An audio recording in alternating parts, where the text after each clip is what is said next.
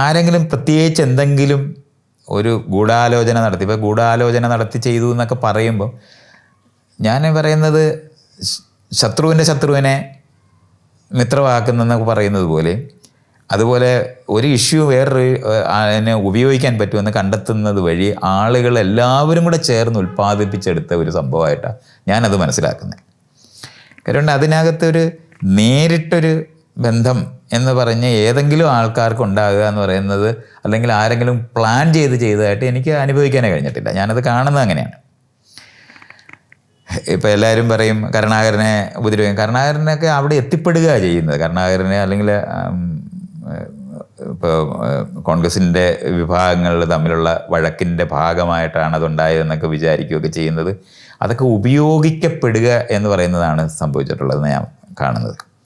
വളരെ ലളിതമായ ഒരു ന്യൂസിനകത്തു ഉണ്ടായത് മാത്രമാണ്. അപ്പോൾ അത്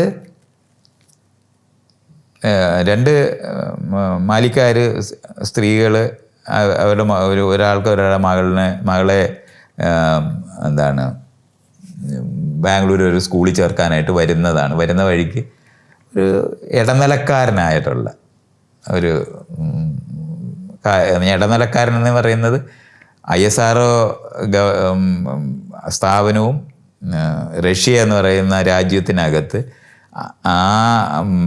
അവർ തമ്മിൽ നടത്തുന്ന ബിസിനസ്സിനകത്ത് ഇടനിലക്കാരനായിട്ടുള്ള ഒരു ചന്ദ്രശേഖരാണ് ഇവരെ പരിചയപ്പെടുന്നത്. അത്രയാണ് സത്യത്തിൽ അവിടെ ഉള്ളത്, ഈ കണക്ഷൻ.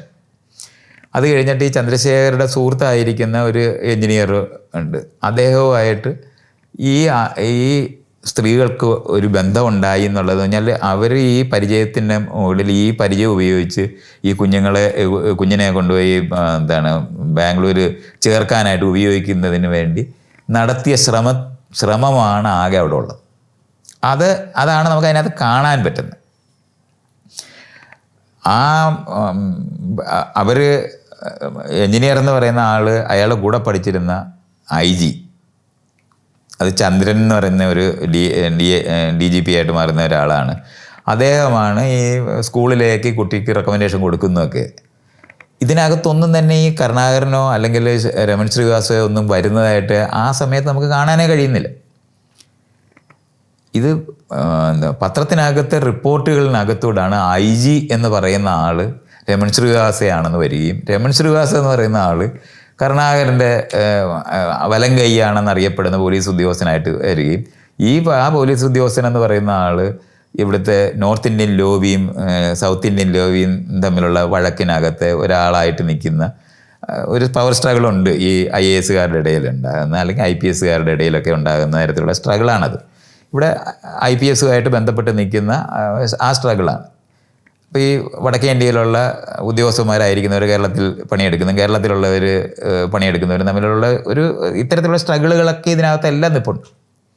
ഇതേപോലെ ഈ പത്രങ്ങൾ തമ്മിലുള്ള കോമ്പറ്റീഷനകത്ത്, അതേപോലെ കരുണാകരനും കേരളമോദിയും തമ്മിലുണ്ടായിരുന്ന കോമ്പറ്റീഷന്, അടിയന്തരാവസ്ഥക്കാലത്ത് അവിടുത്തെ കേരളമോദിയിലെ മണിയെ അറസ്റ്റ് ചെയ്യുന്നതിൻ്റെ പ്രശ്നം, അത് ഈ രമൺ ശ്രീവാസ്തവയാണ് ചെയ്തതെന്നുള്ള യാഥാർത്ഥ്യം, ഇതെല്ലാം ഇത്തരത്തിലുള്ള ഒരു 100 കണക്കിന് കാര്യങ്ങൾ നടക്കുകയും കരുണാകരൻ ഒരിക്കലും ഇതിനകത്ത് ഇൻവോൾവ് ചെയ്തിട്ടില്ലെന്ന് അയാൾക്ക് നേരിട്ട് അറിയാവുന്ന രമൺ ശ്രീവാസ്തവയെ കുറ്റപ്പെടുത്തുന്നിടത്ത് വരുന്ന കാരണം കൊണ്ടാണ് അയാളെ സസ്പെൻഡ് ചെയ്യാതിരുന്നത്. ആ സസ്പെൻഡ് ചെയ്യാതിരുന്നത് വഴി അയാൾക്ക് അതിന് വില കൊടുക്കേണ്ടി വരിക, അയാൾ രാജിവെക്കുകയും. കരുണാകരനെ ഒരു 100 കണക്കിന് എന്ന് പറഞ്ഞാൽ എനിക്കൊന്ന് രാഷ്ട്രീയ പ്രവർത്തനത്തിനകത്ത് ഞാൻ ഏറ്റവും കൂടുതൽ എതിർത്തിട്ടുള്ള ഒരാളാണ് കരുണാകരൻ. പക്ഷേ ഈ വിഷയത്തിനകത്ത് അദ്ദേഹത്തിന് സപ്പോർട്ട് കൊടുക്കാൻ ബാധ്യത വന്നുപോയി. കാരണം ഇത് ഇങ്ങനത്തെ ഒരു ഇതിനെ ഇല്ലാത്ത സ്ഥലത്ത് ഉണ്ടാകാവുന്ന ഒരു വലിയ സംഭവമായിട്ട് അതിനെ മാറി എന്നുള്ളതല്ലാതെ, യഥാർത്ഥത്തിൽ ഒരു കുറ്റം കരുണാകരൻ ചെയ്തിട്ടുണ്ടെങ്കിൽ ഒരിക്കലും പിടിക്കപ്പെടാത്ത തരത്തിൽ പഴുതടച്ച് ചെയ്തിട്ടുള്ള ഒരാളാണ്. പക്ഷേ ഇത് വെള്ളിടി എന്ന് പറയത്തില്ലേ, അതുപോലെയാണ്, ആകാശത്തുനിന്ന് വീണതുപോലെയാണ്. അതുകൊണ്ട് മാത്രമാണ് കരുണാകരൻ തോറ്റുപോയത്. കാരണം ചെയ്ത പ്രവൃത്തിയാണെങ്കിൽ പിടിക്കപ്പെടത്തില്ല. ഇത് കൃത്യമായിട്ട് അയാളുടെ ഒരു നിയന്ത്രണവും ഇല്ലാത്ത നിലവാരത്തിലാണ് ഇത് വരുന്നത്. അത് പിന്നെ A ഗ്രൂപ്പും I ഗ്രൂപ്പും തമ്മിലുള്ള വഴക്കിന് ഏറ്റവും വലിയ ആയുധമായി മാറുകയും കരുണാകരൻ രാജിവെക്കുകയൊക്കെ ചെയ്യുകയും. എത്ര ന്യൂസുകളാണ് നരസിംഹറാവുവിൻ്റെ മോൻ ഇവിടെ വന്ന് ബന്ധം ഉണ്ടാക്കി എന്നൊക്കെ പറഞ്ഞിട്ടുള്ളത് നമുക്ക് ചിന്തിക്കാൻ വയ്യാത്ത തരത്തിലുള്ള ബന്ധങ്ങളാണ്. കാര്യങ്ങളാണ് പറയുന്നത്. ഈ സമയത്താണ് CBI എൻക്വയറി വയ്ക്കുന്നതും. ആ CBI എൻക്വയറി വന്ന് ഒരു PM നായർ എന്ന് പറഞ്ഞ ഒരാളാണ്, അവിടുന്ന് നെയ്യാറ്റങ്കര ഭാഗത്ത് വീടുള്ള ഒരാളാണ്. അയാൾ വന്നാണ് ഇത് ഒരു കുക്ക്ഡ് അപ്പ് സാധനമാണെന്ന് തെളിയിക്കുന്നുണ്ട്. ആ തെളിയിക്കുന്നത് വഴിയാണ് ആ കേസ് അങ്ങനെ തീരുന്നത്. പിന്നെ ആ കോമ്പൻസേഷൻ കേസ് ഇപ്പം നമ്പി വിജയിക്കുകയൊക്കെ ചെയ്ത് അത് മാറിയിട്ടുണ്ട്. ഇന്ന് ആ ലെവലിൽ ആ വിഷയം മാറുന്നുണ്ടെങ്കിലും നമുക്ക് കാണാൻ പറ്റുന്ന, ഞാൻ ഈ PM നായർ പിന്നെ ഡൽഹി പോയി വേറെ പല കാര്യത്തിനും പരിചയപ്പെടുകയൊക്കെ ചെയ്യുന്ന സമയത്ത് അദ്ദേഹം ഇങ്ങനെ പറയുന്നുണ്ട്, എന്ന് പറഞ്ഞാൽ ഇത്രയധികം ഇല്ലാതിരുന്ന, എന്ന് പറഞ്ഞാൽ അടിസ്ഥാനമില്ലാത്ത, ഇന്നും ഈ തരത്തിലുള്ള എല്ലാ ന്യൂസുകൾക്ക് ശേഷവും എല്ലാ തവണയും അതിൻ്റെ ഡിഫൻസ് എന്നുള്ള നിലവാരത്തിൽ എന്നും ഇത് വീണ്ടും വീണ്ടും സംസാരിക്കപ്പെടുന്നത് നമുക്ക് കാണാൻ പറ്റും. ശരിക്കും അത് ആ കേസെന്ന് പറയുന്നത് ഒരു ക്ലാസിക്കൽ കേസാണ്. ഒരാൾ എന്ത് ചെയ്തു എന്ന് യഥാർത്ഥത്തിൽ പരിശോധിച്ച് നോക്കിയാൽ നമുക്ക് ഒരു കാര്യം ആകെ അതിനകത്ത് പറയാൻ പറ്റുന്ന, ചിലപ്പോൾ ഈ ആ സ്ത്രീകളുമായിട്ട് 1-2 പേർക്ക് വല്ല ബന്ധം, ലൈംഗിക ബന്ധത്തിൽ ഏർപ്പെടുകയോ എല്ലാം ചെയ്തിട്ടുണ്ടാകാം. അത്രയാണ് ആകെ നമുക്ക് അതിനകത്ത് കാണാൻ പറ്റുന്ന സാധനം. അത്ര ഇല്ലാതിരിക്കുന്ന ഒരു കഥ ഇത്രയും അധികം ഊതിപ്പെരിപ്പിച്ച് ഈ നാടും ഈ ഞാൻ ആ ISRO എന്ന് പറഞ്ഞ സ്ഥാപനം തന്നെ ഇല്ലാതായി പോകുന്ന നിലവാരത്തിൽ അതിനെ തകർത്ത് കളയുന്നതിന് അത് ഉപയോഗിക്കപ്പെട്ടു എന്ന് പറയുന്നത്. ആ പറയുന്ന ഏരിയയ്ക്കകത്താണ് ഞാനതിൻ്റെ എന്താ പറയണ്ടത്, ഗൂഢാലോചന വല്ലതും കാണണമെന്നുണ്ട് ആലോചിക്കുകയാണെങ്കിൽ, ഇപ്പം ഏതെങ്കിലും ഒരു കമ്പനി ഒരു രാജ്യത്തുണ്ടാകുകയാണെങ്കിൽ അത് മറ്റ് രാജ്യത്തിനകത്ത് അതിൻ്റെ മാർക്കറ്റ് ഏറ്റവും കൂടുതൽ ഉണ്ടാക്കാൻ സാധിക്കുന്നത്, ഇപ്പോൾ ISRO ഉണ്ടായി ഇവിടുന്ന് റോക്കറ്റ് വിക്ഷേപണം നടത്തുക, അല്ലെങ്കിൽ പേലോഡ് എന്ന് പറഞ്ഞാൽ നമ്മളിപ്പോൾ സാറ്റലൈറ്റൊക്കെ വിക്ഷേപണം ചെയ്യുകയാണെങ്കിൽ അതൊരു ഒരു ഒരു ഒരു വളരെ കുറച്ച് രാജ്യങ്ങൾ മാത്രം നടത്തുന്ന ഒരു കച്ചവടം ചെയ്യുന്ന ഒരു സ്ഥലമാണ് ഈ സാറ്റലൈറ്റ് വിക്ഷേപിക്കുക എന്ന് പറയുന്നത്. അപ്പോൾ അതിന് ഭയങ്കര കാശാണ്. ഇപ്പോൾ അമേരിക്ക ചെയ്യുകയാണെന്നുണ്ടെങ്കിൽ ഉണ്ടാകാവുന്നതിൻ്റെ നേർപകുതിയാണ് റഷ്യക്കാർ ചെയ്യുന്നത്. അതുകൊണ്ട് ഭയങ്കര കോമ്പറ്റീഷനുള്ളതാണ്.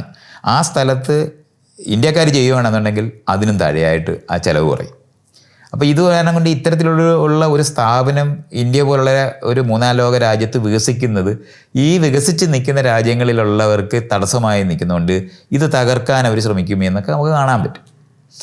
അത്തരത്തിൽ ഈ പറയുന്ന ഒരു ന്യൂസ് എന്ന് പറഞ്ഞാൽ ഇങ്ങനെ ISRO ആയിട്ട് ബന്ധപ്പെട്ട് ചാരപ്രവൃത്തി ചെയ്യുന്ന സ്ത്രീകൾ വന്നു എന്നൊക്കെ പറയുന്ന ഒരു പത്ര ന്യൂസ് കിട്ടിയാൽ അത് വളരെയധികം വികസിപ്പിച്ച് അത് വലുതാക്കി ആ സ്ഥാപനം ഇല്ലാതാക്കാനായിട്ട് അങ്ങനെ നടക്കുന്ന ഒരു അന്തർദേശീയ ഗൂഢാലോചന വേണമെങ്കിൽ കാണാം. അല്ലാതെ ഈ നാട്ടിനകത്ത് നമ്മൾ ഈ പറയുന്ന ആൾക്കാരുടെ ഇടയിലുള്ള ഒരു ഗൂഢാലോചനയും സത്യത്തിൽ അതിനകത്തില്ല. നമ്മൾ എത്ര പരിശോധിച്ചാലും ഇല്ല. ആളുകൾ ഇത് പറഞ്ഞാൽ മറ്റവനെ വീഴ്ത്താൻ പറ്റും എന്ന് കാണാമെന്നുണ്ടെങ്കിൽ പോലീസുകാരുടെ ഇടയിലുള്ള പരസ്പരമുള്ള കുതികാലുവെട്ട് സാധനങ്ങൾ ISRO സ്ഥാപനത്തിനകത്ത് തന്നെ നമുക്ക് കാണാൻ പറ്റും. അന്നത്തെ സീനിയറായിട്ടിരുന്ന കസ്തൂരി രംഗൻ എന്നൊക്കെ പറയുന്ന അവർക്കൊക്കെ മുൻകൈ എടുത്ത് ഇവിടെ വന്ന് ഇങ്ങനൊരു കാര്യം നടക്കത്തില്ല എന്ന് ഇവിടെ പത്രസമ്മേളനം നടത്തിയാൽ തീരാവുന്ന ഒരു ഇഷ്യൂ ആയിരുന്നു അത്. അതൊന്നും അവരാരും ചെയ്തിട്ടില്ല. അത് നമ്പിനാരായണൻ എന്ന് പറയുന്ന ആൾ ISROയ്ക്ക് അകത്തുണ്ടാക്കാവുന്ന എന്ന് പറഞ്ഞാൽ അതിനകത്ത് അയാൾ അതിൻ്റെ ചെയർമാനൊക്കെ ആകാൻ സാധ്യത ഉണ്ടായിരുന്ന തരത്തിലുള്ള ഒരാളാണ്. അപ്പോൾ അയാളെ കൈവിട്ട് കളയുക എന്ന് പറയുന്നത് അതിനകത്തുണ്ടാകുന്ന ഇതാണ്, ഈ കോമ്പറ്റീഷൻ്റെ സ്ഥലങ്ങളാണ്. ഇതേപോലെയാണ് പത്രങ്ങൾ തമ്മിലുണ്ടാകുന്ന കോമ്പറ്റീഷന്. അവർ ഏറ്റവും കൂടുതൽ അവരുടെ പത്രം വിൽക്കണമെന്ന് ആലോചിക്കുന്ന സാധനം. അതുപോലെ രാഷ്ട്രീയ പാർട്ടിക്കകത്തുണ്ടാകുന്ന തമ്മിലുള്ള കടി, അവർ തമ്മിൽ നടത്തുന്ന വഴക്കുകൾ, അതേപോലെ ഇടതുപക്ഷവും വലതുപക്ഷവും എന്ന് പറയുന്ന നിലവാരത്തിലുള്ള ഡിവിഷൻ, ഇതെല്ലാം കൂടെ ചേർന്നുണ്ടാക്കിയെടുത്തിട്ടുള്ള ഒരു സംഭവമാണത്. അല്ലാതെ നമ്മൾ അതിനകത്ത് ആരെങ്കിലും ഒരു വിഭാഗം ഗൂഢാലോചന നടത്തി, ഇപ്പോൾ കരുണാകരനെ വീഴ്ത്താൻ കാരെല്ലാവരും കൂടെ ചേർന്ന് നടത്തിയ ഗൂഢാലോചനയൊക്കെ ആണെന്ന് പറയുന്നത് ഞാനത് അങ്ങനെ കാണുന്നേ ഇല്ല. അങ്ങനെയല്ലത്. പക്ഷെ എല്ലാവരും ഉപയോഗിച്ചിട്ടുണ്ട്, പരസ്പരം ഉപയോഗിച്ചിട്ടുണ്ട്, അതിനൊന്നും ഒരു സംശയവും വേണ്ട. അങ്ങനെ അതുണ്ടായി വന്നിരിക്കുന്നതാണ്. ആ കേസെന്ന് പറയുന്നത് കോടതികളിൽ കയറി ഇറങ്ങി നടക്കുക എന്ന് പറയുന്നത് ഒരു പണിയായി മാറി. ഞാൻ അതുവരെ എനിക്ക് ഇല്ലാതിരുന്ന മറ്റൊരു കൂട്ടുകാരനും കൂടെ ഉണ്ടാകുകയെന്ന്, ജയരാജശേഖരൻ എന്ന് പറഞ്ഞൊരു കൂട്ടുകാരന് നമ്പിയുടെ വീട്ടിൽ വെച്ച് പരിചയപ്പെടുകയും അദ്ദേഹം ജേർണലിസ്റ്റാണ്. അദ്ദേഹവുമായി ചേർന്നിട്ടാണ് പിന്നെ ആ പ്രവൃത്തികൾ മുമ്പോട്ട് കൊണ്ടുപോകുന്നത്. നമ്പിയുടെ കേസും ഈ ISRO ഇഷ്യൂ ഒക്കെ മുമ്പോട്ട് കൊണ്ടുവന്ന രാജശേഖരൻ എന്ന് പറയുന്ന ആളുമായിട്ട് ബന്ധപ്പെട്ടാണ് ഞാൻ ഏറ്റവും കൂടുതൽ പ്രവർത്തിച്ചിട്ടുള്ളത്. അപ്പോൾ അദ്ദേഹത്തിൻ്റെ ജേർണലിസം എന്ന് പറയുന്നത് നാഷണലായിട്ടുള്ള പത്രങ്ങളിലാണ്. അത് പ്രത്യേകിച്ചും മാഗ്ന പബ്ലിഷേഴ്സ് എന്ന് പറഞ്ഞിട്ട് സ്റ്റാർ ഡസ്റ്റൊക്കെ ഇറക്കുന്ന സൊസൈറ്റി എന്ന് പറയുന്ന മാസികളൊക്കെ അടിക്കുന്നതിനകത്തായിരുന്നു അദ്ദേഹം എഴുതുന്നത്. അതുകൊണ്ടൊരു നാഷണലായിട്ടുള്ള ഒരു ടേൺ ഈ കാര്യത്തിനകത്ത് ഉണ്ടാക്കിയെടുക്കാനായിട്ട് അദ്ദേഹത്തിൻ്റെ എഴുത്തുകൾ സഹായിച്ചിട്ടുണ്ട്. ഒപ്പം ഈ കേസുകൾ വാദിക്കുകയും പറയുന്നതിനുമൊക്കെ നല്ല മിടുക്കുള്ള ഒരാളായിരുന്നു. അപ്പോൾ അദ്ദേഹത്തിൻ്റെ കൂട്ടുകാരനായിരുന്ന ലാലു അലക്സ് എന്ന് പറഞ്ഞ ആൾ. അപ്പോൾ അവരെ രണ്ടുപേരും ഒരു ടീമായിരുന്നു. അപ്പോൾ ലാലുവും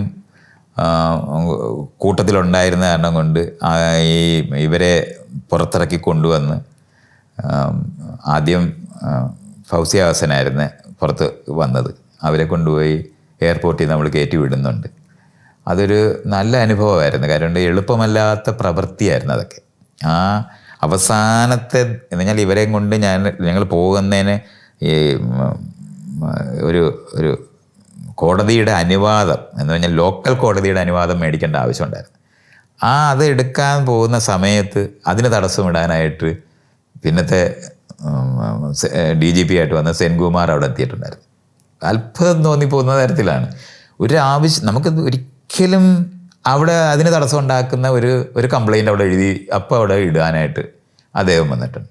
നമ്മൾ അത്ഭുതപ്പെടുത്തി പോകുന്നത് എന്തിനാണ് അത് ചെയ്യുന്നതെന്ന് നമുക്ക് അന്ന് മനസ്സിലാകത്തില്ലായിരുന്നു. എനിക്ക് ഈ പോലീസുകാർ തമ്മിലുള്ള വഴക്കിനകത്ത് പക്ഷം പിടിക്കുന്ന യുക്തികളുണ്ട്, അല്ലാതെ അത് മനസ്സിലാക്കാനേ പറ്റത്തില്ല.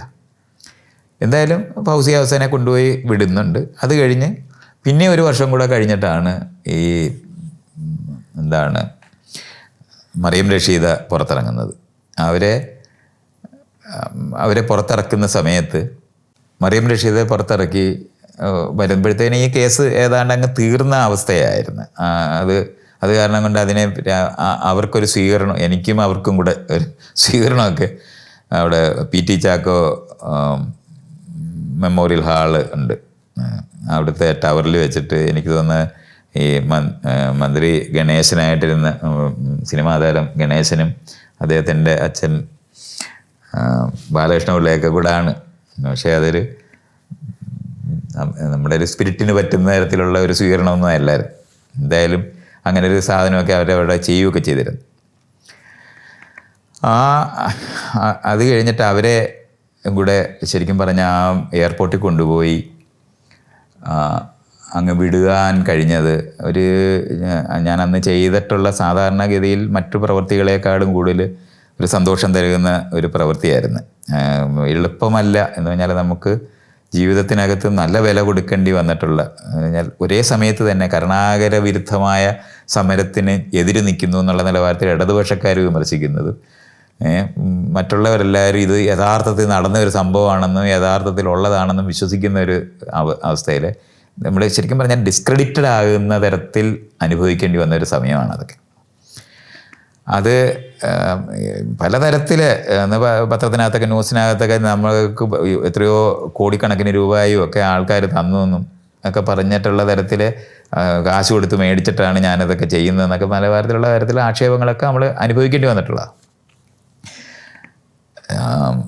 എൻ്റെ ഒരു കൂട്ടുകാരനും മാലിയിൽ അന്ന് ആ സമയത്ത് ജോലി ചെയ്യുന്നുണ്ട്. അപ്പോൾ അയാൾ അവിടോട്ട് വരുന്നോ എന്ന് ചോദിച്ച് എനിക്ക് പോകാൻ പറ്റിയില്ല.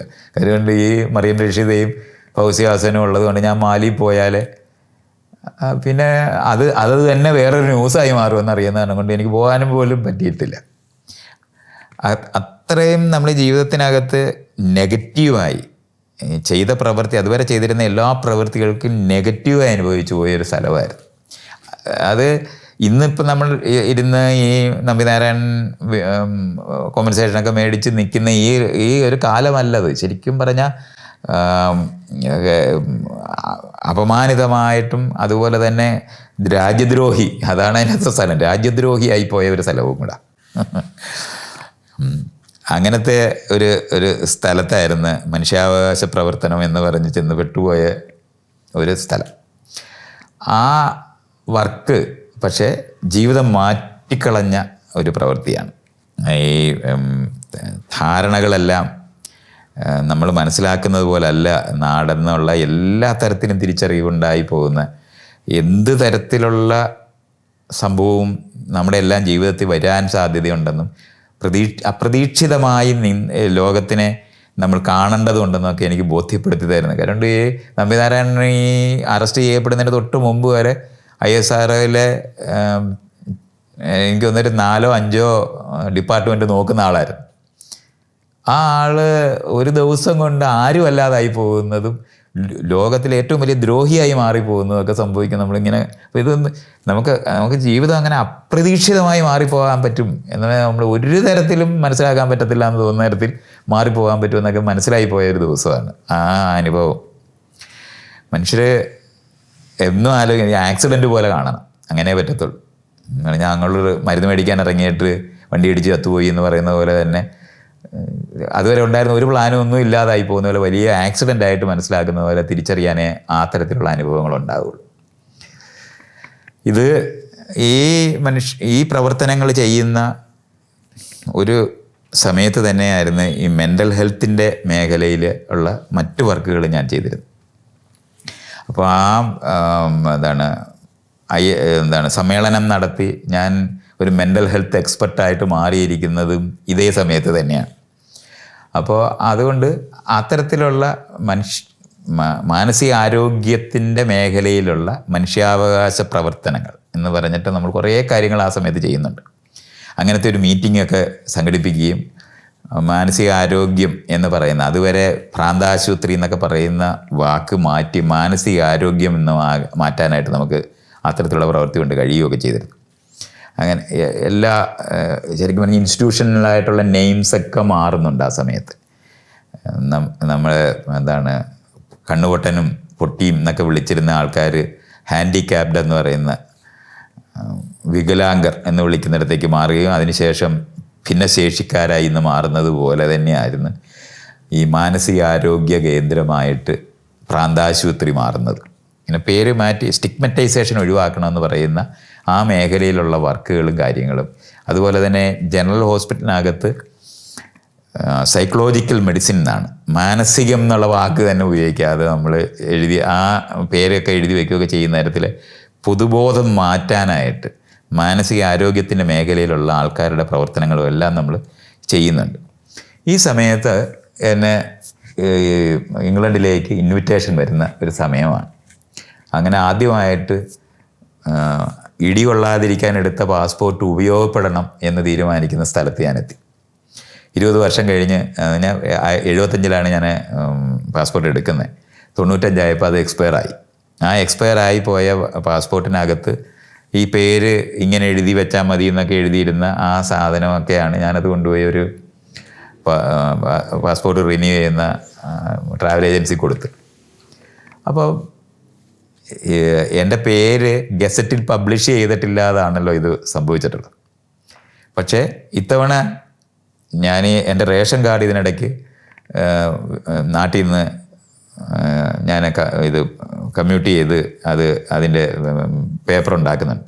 അപ്പോൾ ഈ റേഷൻ കടയിൽ ചെല്ലുമ്പോൾ എൻ്റെ കൂടെ പഠിച്ച ഒരാളാണ് അവിടെ ഇരിക്കുന്നത്. അപ്പോൾ അയാളിങ്ങനെ എന്താ സ്വാമി വന്നതെന്ന് ചോദിച്ചു. അപ്പോൾ ഞാനിങ്ങനെ ഞാൻ സ്വാമിയൊക്കെ അല്ലാതായി പോയിട്ടുണ്ടെങ്കിലും അവനെ സംബന്ധിച്ചോളം ഞാൻ എപ്പോഴും സ്വാമിയാണ്. അപ്പോൾ അവൻ പറഞ്ഞ് എന്താ വേണ്ട? ഞാൻ പറഞ്ഞ് ഇങ്ങനെ ഇവിടുത്തെ റേഷൻ കാർഡിൽ അച്ഛനും അമ്മയുടെയൊക്കെ പേരിലുള്ള റേഷൻ കാർഡിനകത്ത് നിന്ന് എൻ്റെ പേര് ഒന്ന് ഒഴിവാക്കി അതിൻ്റെ ഒരു പേപ്പർ തരണം. അവൻ പറഞ്ഞു ഇപ്പം തന്നെ തരാമെന്ന് പറഞ്ഞു.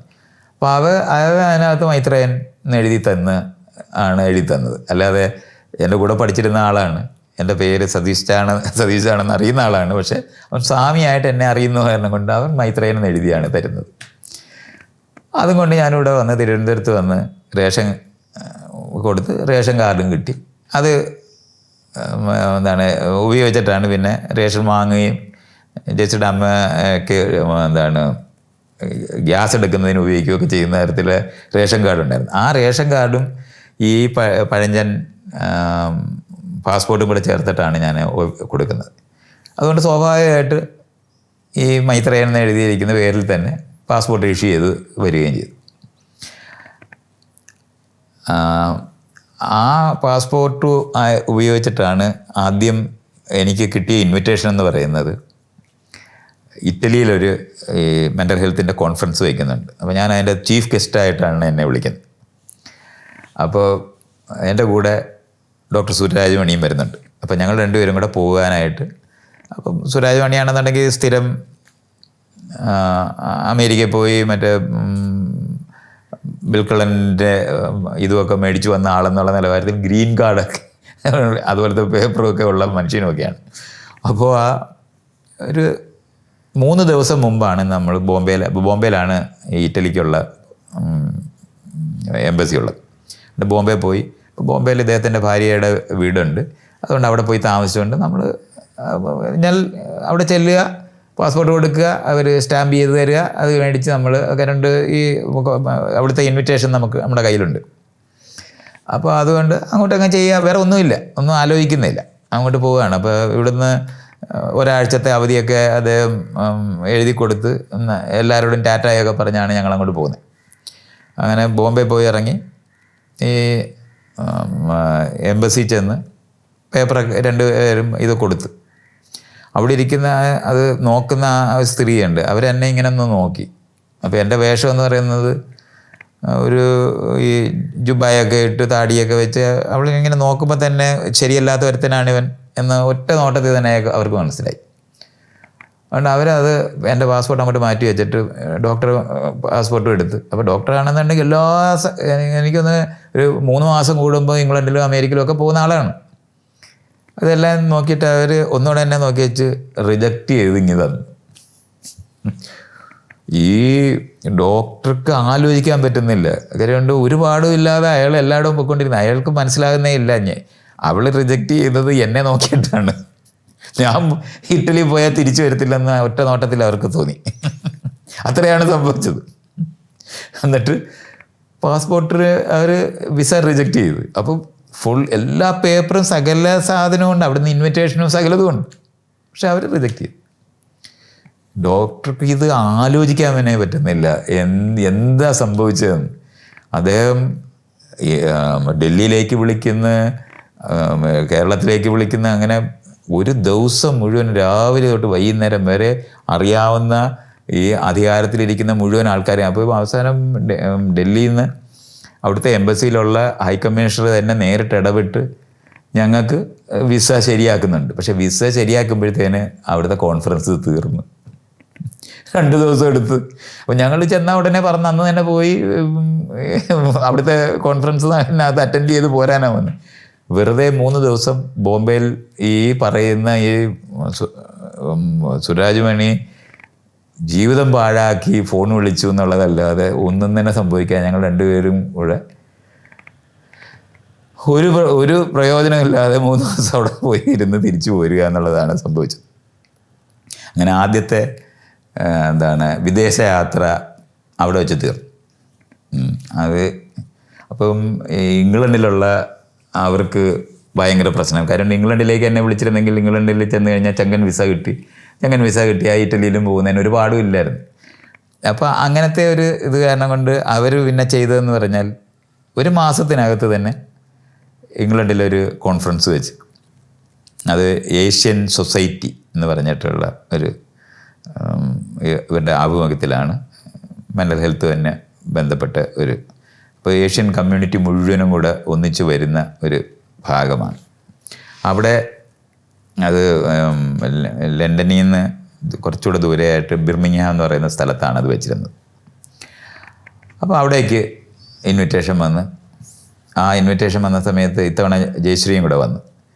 അങ്ങനെ ഞാനും ജയശ്രീയും കൂടെ ആണ് പോകുന്നത്. ഡോക്ടർ സുരാജ് മണിയുണ്ട്. മാത്രമല്ല അന്ന് DHS ആയിട്ടിരുന്ന,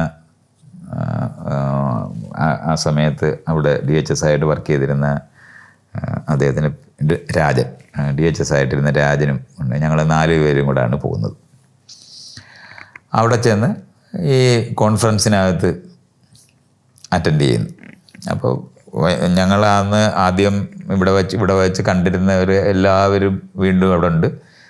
സുഹൃത്ത് ബന്ധം ഭയങ്കരമായിട്ട് ബന്ധമൊക്കെ നന്നായിട്ട് പുതുക്കി.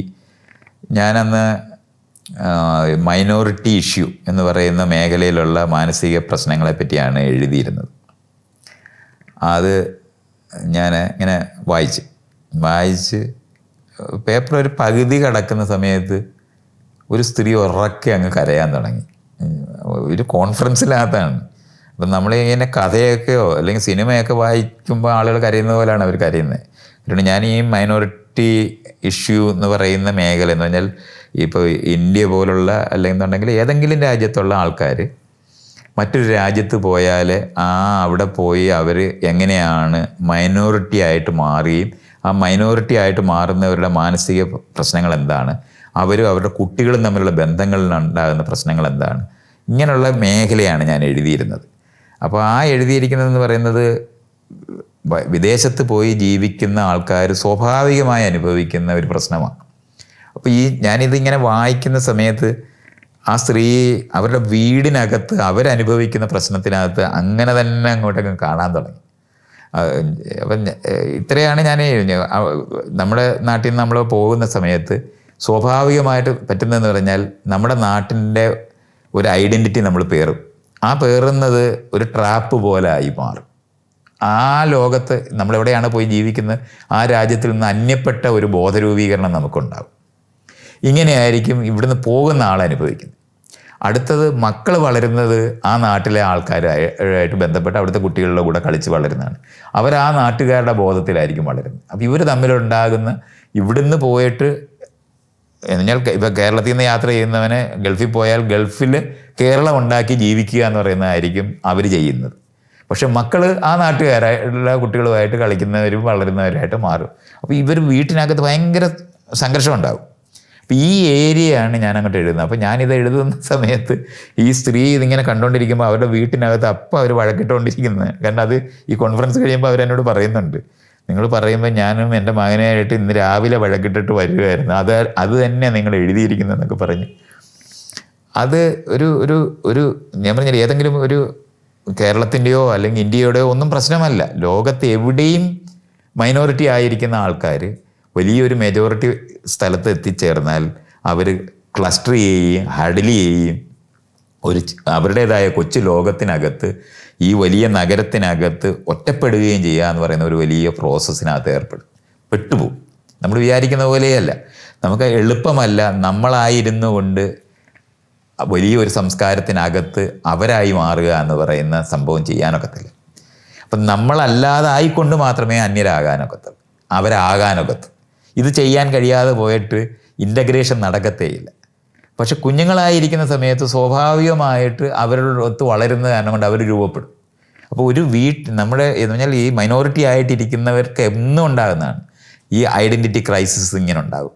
അവർ പഴയ ലോകത്ത് അത് ഏറ്റവും കൂടുതൽ നമുക്ക് മനസ്സിലാക്കാനുള്ളതെന്ന് പറഞ്ഞാൽ ഇപ്പം നമ്മൾക്ക് ഇവിടുന്ന് ഗൾഫിലോട്ട് പോവുകയാണെന്ന് വെച്ചോ, ഒരു 10 വർഷം അവിടെ ജീവിച്ചു കഴിഞ്ഞാൽ കേരളത്തിൽ നിന്ന് യാത്ര ചെയ്ത് ഗൾഫിലെത്തുന്ന സമയം വരെയുള്ള ആ കാലത്തിൽ ആ 10 വർഷം മുമ്പുണ്ടായിരുന്ന കേരളമാണ് അവരുടെ മനസ്സിലുള്ളത്. അവിടെ അവർ ജീവിക്കുന്നുണ്ടാവും. കേരളം മാറിപ്പോവും. എന്നിട്ട് അവിടെ താമസിക്കുന്നവർ തിരിച്ച് കേരളത്തിൽ വന്നു കഴിഞ്ഞാൽ നാട് മുഴുവൻ പാശ്ചാത്യമായി പോയി എന്നൊക്കെ പറഞ്ഞിട്ടുള്ള വഴക്കൊക്കെ അവരിടാൻ തുടങ്ങും.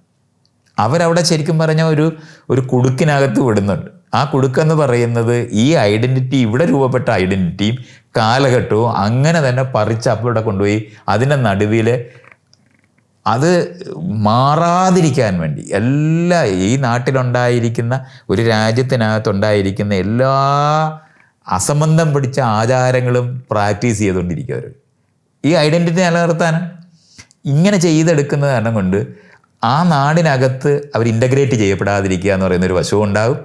മാത്രമല്ല ഈ കുഞ്ഞുങ്ങളെന്ന് പറയുന്നവർ അവിടെ വളരുന്ന കാരണം കൊണ്ട് അവർ അവിടുത്തെ നാട്ടുകാരായി മാറുകയും ചെയ്യും. ഈ സംഘർഷം ഭയങ്കരമാണ്.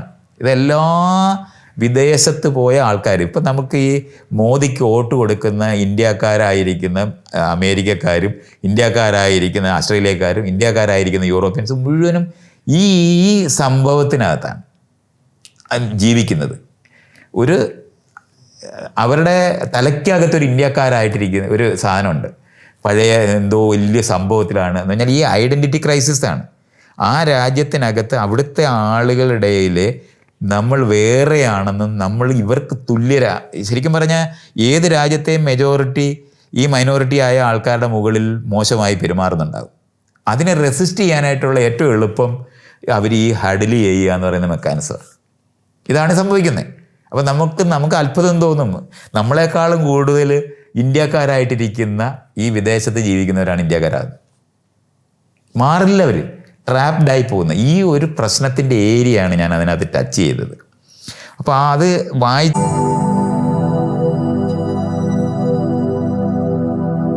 ആ പ്ലെയിനകത്ത് ഇരിക്കുമ്പോൾ ഞാൻ മാത്രമേ ഉള്ളൂ വ്യത്യസ്തനായ ഒരു ആളായിട്ടുള്ളത്.